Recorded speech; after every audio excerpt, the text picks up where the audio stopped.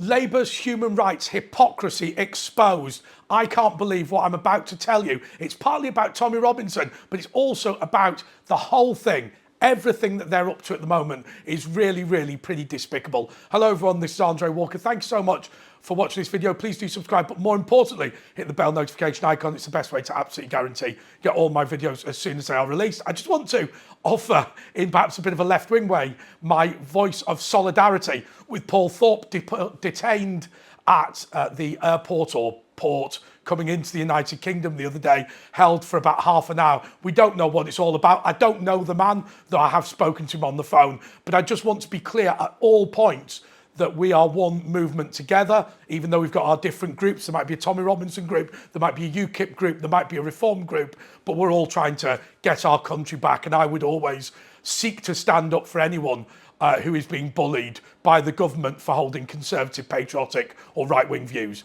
Anyway, let's talk a little bit about Tommy Robinson, then let's just talk more about the remarkable hypocrisy of the Human Rights Act and its proponents.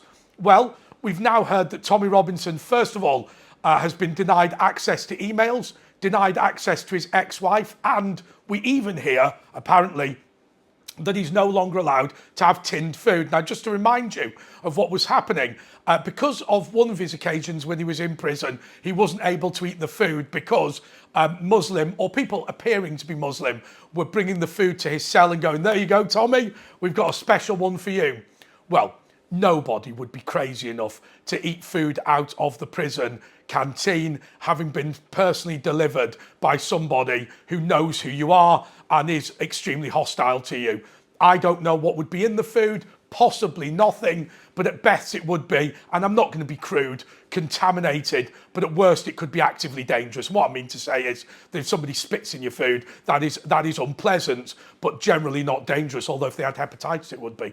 But you know, obviously there's things like ground up glass and whatever that could be extremely dangerous. So Tommy was really, really struggling, and this time he's been able to eat tinned fish. Now, look, it's not a great dinner, I admit that, but I think at least it staves off the starvation.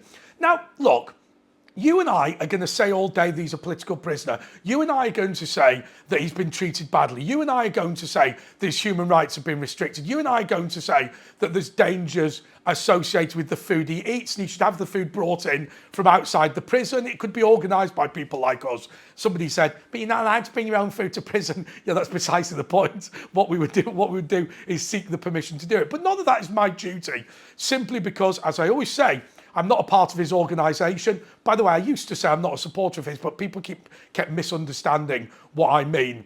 I'm not a part of his organisation. It's not my job to do any of that. I'm somebody who generally thinks he has a right to speak. But what I want to ask you is this.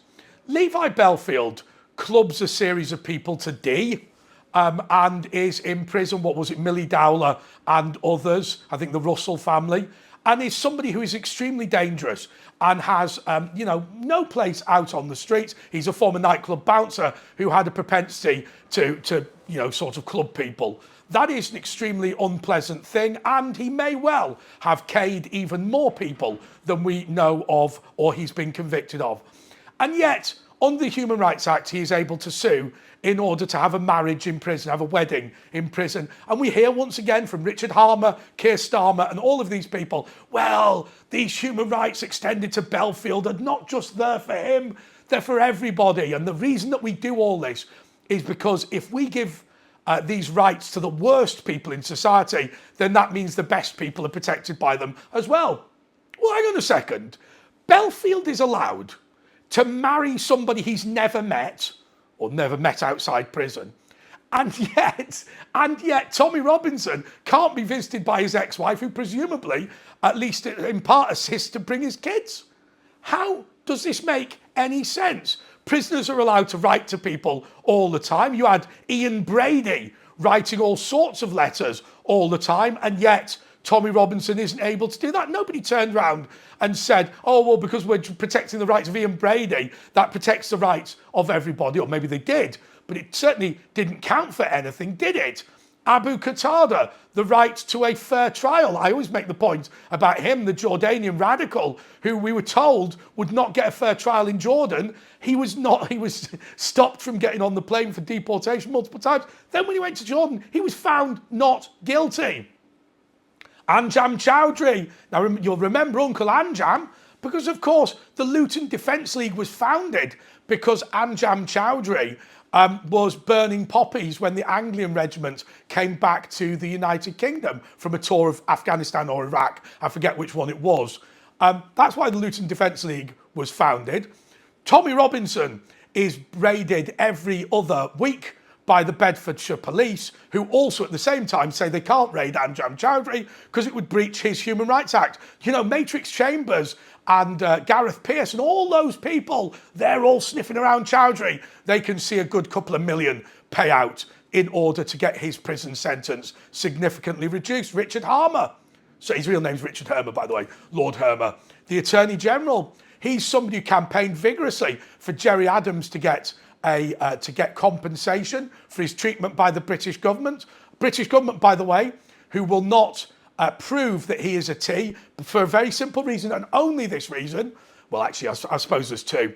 One is we never give away signals intelligence, because if they're hacking his phone, they don't want him to know they're doing it because it gives away technical details of how they do it. And also, let's be clear, in collusion, they wanted rid of all of his opponents on the IRA Army Council because he was somebody who was willing to do a peace deal with the United Kingdom.